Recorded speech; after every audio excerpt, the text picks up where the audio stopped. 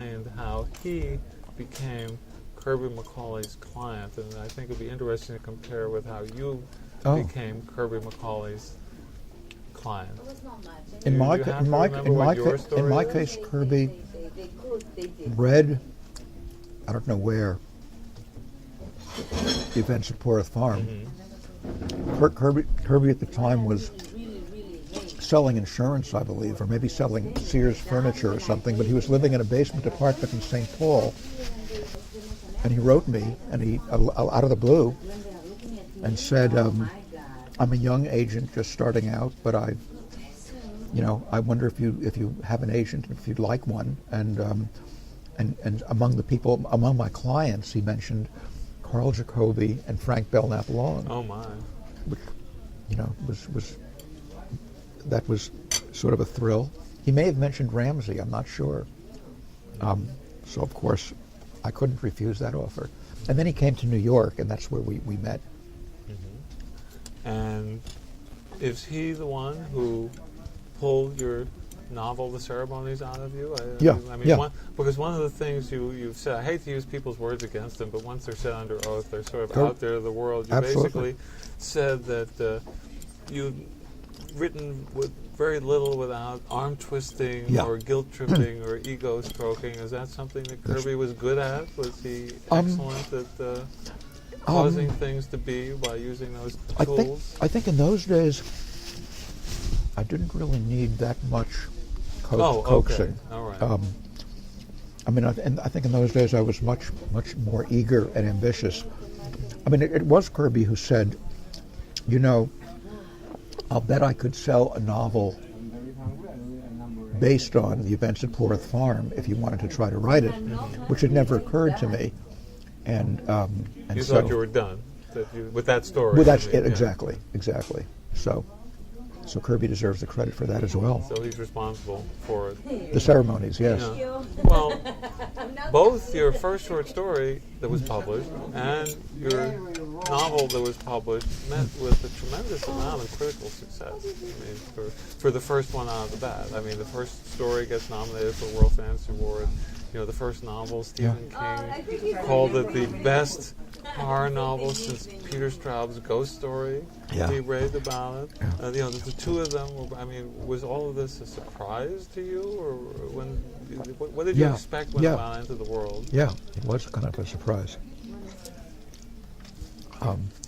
Were you just thinking, I just happened to write stuff and people will not pay attention to it, or you're just happy to get it published? It's certainly a crapshoot, isn't it? I mean, you never know quite what the reaction is going to be, so I'm sure I was surprised and pleased. Yeah. Well, I wanted to talk about something that seems to be on the table since I heard someone else mention it. You had a novel that you've been working on for a long time, which the only reason I'm mentioning it is because I read a reference to it from S.T. Yoshi. Oh, really? Who commented online somewhere that, I never know whether Yoshi or Joshi, but that I saw Ted, and now that he's retired from Condé Nast, he says he intends to finish this novel. Is this something that he just should not have been speaking of, or is this something that you were actually bandying about? I'm not sure. I may have been, and So you're done in here. I think we're done. Well, I don't know. Did you want those last scraps of crust of bread? No. So you can make a trail home to follow breadcrumbs and so on. Yeah. But in any case, I know this is something that's a long struggle. But the fact that he mentioned it, I believe does that Wikipedia article? That's not Wikipedia. That's just some interview. But I was just saying, does the Wikipedia thing? Does it make me seem like I'm like the quintessential case of writer's block? I guess it probably must. No. Because somebody once told me that's somehow used as a kind of an explanation for my limited output, rather than laziness or whatever.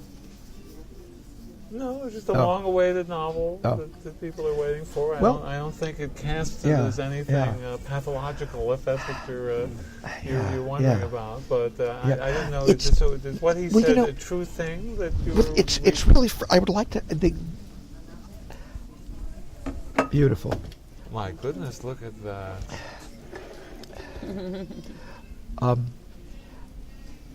I'm supposed to be clearing the decks first with is it Hippocampus Press? Is that the name of the small press? Yes, that's one. That is a small press. And for like 3 or 4 years, I've been sort of putting off finishing proofreading and copy editing old introductions and reviews and essays of mine. Is it supposed to be a best of? Or well, it's supposed to be just sort of nonfiction. Mm-hmm. It's very unpleasant for me to go back and reread things of mine. I have revised the ceremonies, and I think I've improved it. You have revised considerable. For what purpose? Is someone for putting out a limited... PS Publishing. Oh, what's Pete Crowther? Yeah. It's out. It's been out. Mm-hmm. It came out as a limited, and now it's out in sort of a big fat paperback. And in doing that, what did you do to it to improve it? I mean, was it just copy editing, or were you actually adding? No, extensively rewrote, mainly for style, but toward the end rewrote even for, I think, a little bit of drama. Maybe. And how did it feel collaborating with yourself? I think you asked somebody, or maybe the question about wincing or cringing when one goes back and rereads one's work. I do a lot of that when I reread my stuff, but when I can, I like to go over it and tweak it, and I think with a couple of stories, I think I've improved them. That's all. Well, I hope you don't mind if I say that I look back at my copy of Reassuring Tales, the collection of your work, which includes The Events at Parth Farm, and your introduction said something like, not introduction, your signature, because you signed the copy to me, said something like, Scott, if you have to read anything in this book, please only read the introduction. Very wise words. Or read the early stories. So, so when you say clearing the deck, so now you've done this with the ceremonies, and it's Pete Crowther is doing it, and then what? You're going through all of the short fiction and essays for a big hippocampus collection that's coming out. Not fiction, nonfiction. Oh, nonfiction. Oh, the essays. Yeah. I'll get that done. So that's all the old Twilight Zone. Are you dripping anything there? Is that no, something? That's tape. Oh, okay. So like all the old Twilight Zone editorials and things like that, and all the introductions, and you.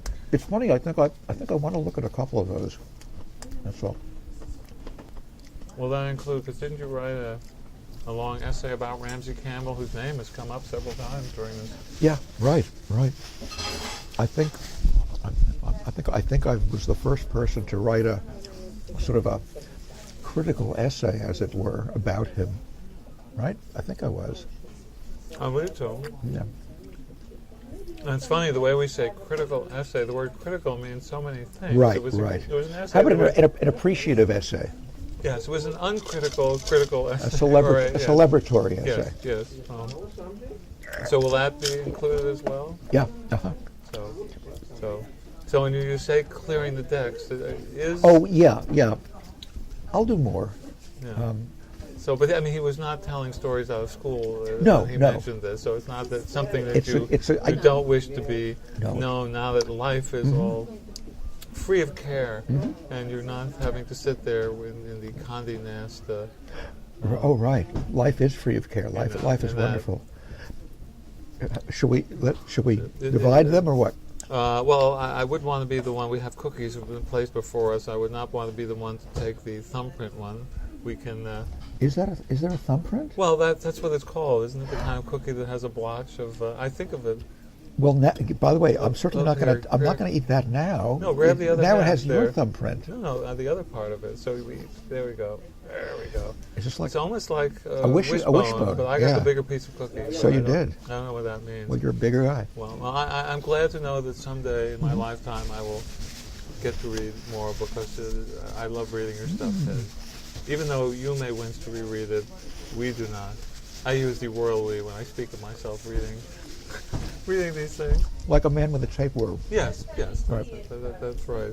But mentioning Condé Nast again, we were mentioning stories about Hayes and so forth. Do you have any odd Condé Nast, also one of the great magazine empires, and people like Cy Newhouse and so forth? Do you have any stories as they relate Did to... you ever meet me when I was working there? Yes, we went out. That's right. Yes, That's I right. met you at that office. Did I point outside No, in the cafeteria? You bump into... No, I don't think I got inside. I think we went to a barbecue joint nearby. Oh, or right, something like that, right. 42nd. Well, he did when he was alive, right? He died within the past year, didn't he? Mm-hmm.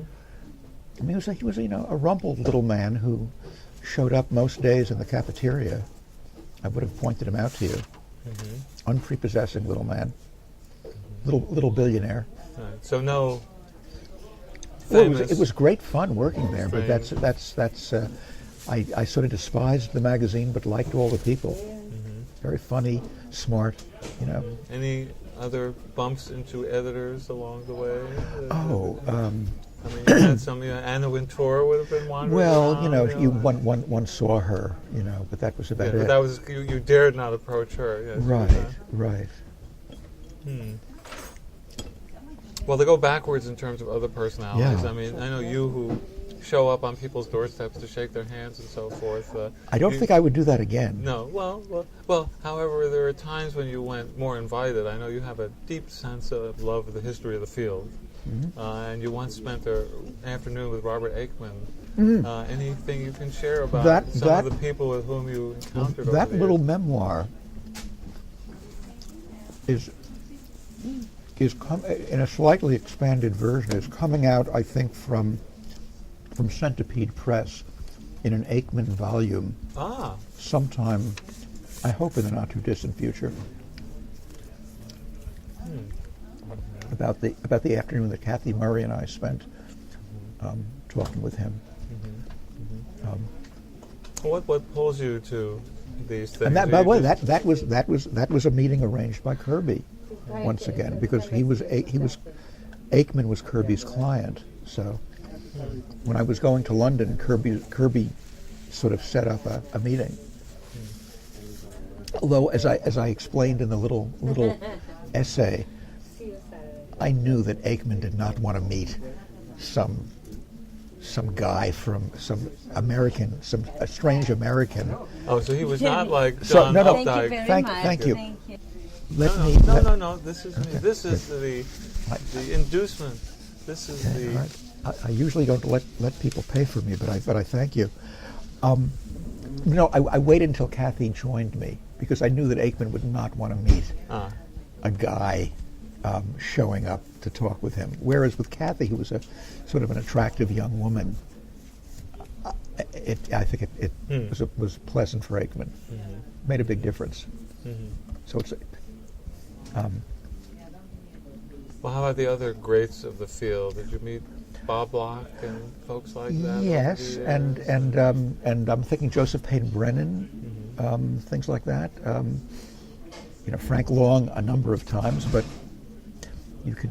I mean, the best memoir, by the way, of Frank Belknap Long, if anybody's interested, is Peter Cannon's, called something like Long Memories, I think. Very funny, very, very funny account of Peter and Peter's wife and their sort of friendship with Long and his wife.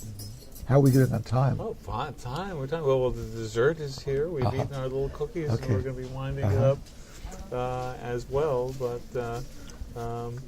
there are a few things I wanted to get in before we one is that you were named a Grandmaster. I was, to my surprise. World Horror Convention back in 2012. How did that feel? To be told you were a Grandmaster? It felt very nice, but somewhat inexplicable.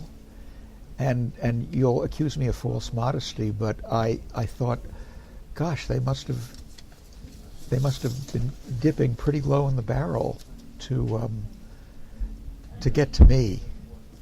And I remember some young woman wrote me and asked if I would want to fly out to get the award, and I think I declined to do that, but So it was mailed to me. Ah.